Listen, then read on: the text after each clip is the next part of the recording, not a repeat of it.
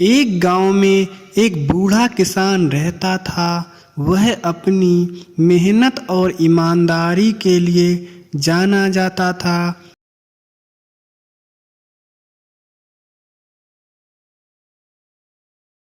लेकिन उसका इकलौता बेटा बहुत आलसी था।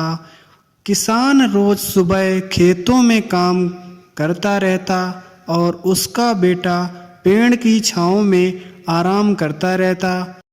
एक दिन किसान अचानक बीमार पड़ गया।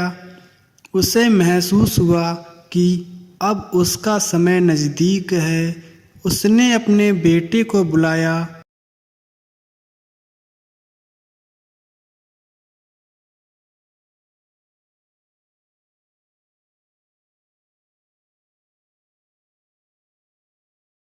किसान ने कहा, बेटा, हमारे खेतों में एक खजाना छिपा है। अगर तुम उसे खोज लोगे तो हमारी सारी समस्याएं खत्म हो जाएंगी। बेटे की आंखें चमक उठी। खजाना कहाँ छिपा है पिताजी? उसने यह कहा। किसान ने हल्की मुस्कान के साथ कहा, तुम्हें खुद ढूंढना होगा। खेत की मिट्टी को गहराई से खोदो, वहां तुम्हें खजाना मिलेगा। कुछ दिन बाद किसान का देहांत हो गया।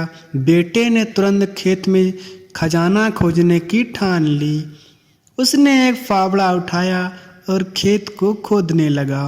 पूरा दिन मेहनत की। फिर अगले दिन भी वह लगातार मिट्टी खोदता रहा।